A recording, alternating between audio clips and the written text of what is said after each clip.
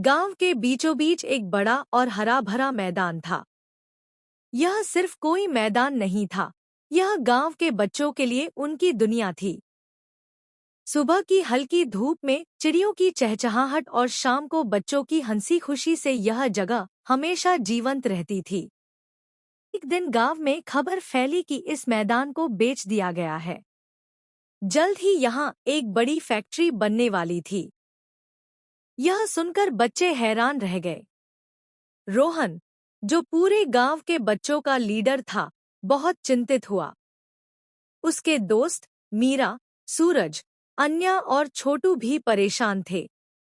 अगर यह मैदान चला गया तो हम खेलेंगे कहाँ? मीरा ने चिंता जताई। हमें कुछ करना होगा, रोहन ने सबको इकट्ठा करते हुए कहा।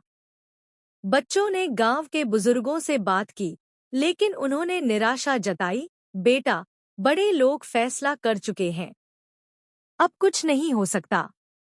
लेकिन रोहन और उसके दोस्तों ने हार नहीं मानी। वे स्कूल के मास्टर जी के पास गए। मास्टर जी ने समझाया, अगर तुम सब एकजुट होकर अपनी बात सही तरीके से रखोगे तो शायद फैक्ट्री के मालिक को समझ आ जाए। इसके बाद बच्चों ने योजना बनाई। वे फैक्ट्री के मालिक मिस्टर अग्रवाल से मिलने का निश्चय करते हैं। अगले दिन रोहन और उसके दोस्त मिस्टर अग्रवाल के ऑफिस गए।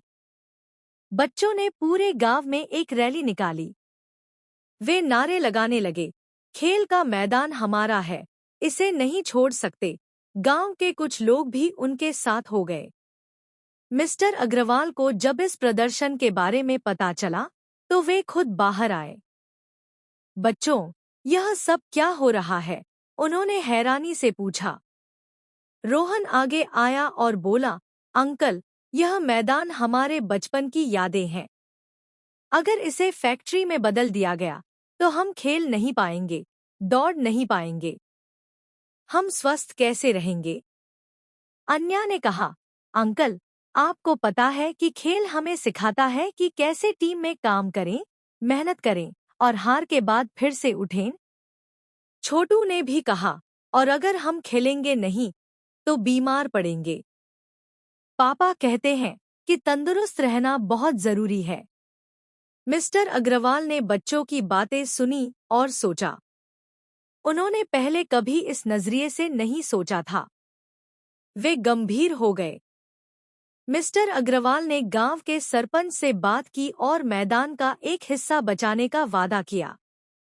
उन्होंने फैसला किया कि फैक्ट्री कहीं और बनाई जाएगी और मैदान बच्चों के लिए सुरक्षित रहेगा।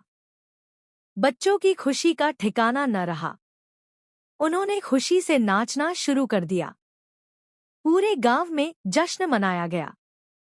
अब मैदान और भी सुंदर बना दिया गया। वहां झूले और बैठने की जगह बना दी गई। बच्चे और गांव वाले मिलकर उसकी देखभाल करने लगे। शिक्षा। इस कहानी से बच्चों ने सीखा कि अपने अधिकारों के लिए मिलकर आवाज उठानी चाहिए। अगर हम सही तरीके से अपनी बात कहें तो बदलाव जरूर आता है। खेल का मैदान बचाने की यह कहानी पूरे गांव के लिए एक मिसाल बन गई और बच्चों को यह एहसास हुआ कि एकता में शक्ति होती है। अगर आपको हमारी वीडियोस अच्छी लगती हो तो प्लीज हमारे चैनल को सब्सक्राइब करें। नीचे दिए गए बेल आइकन को भी प्रेस करें ताकि हमारे वीडियोस सबसे पहले देख पाओ। धन्यवाद।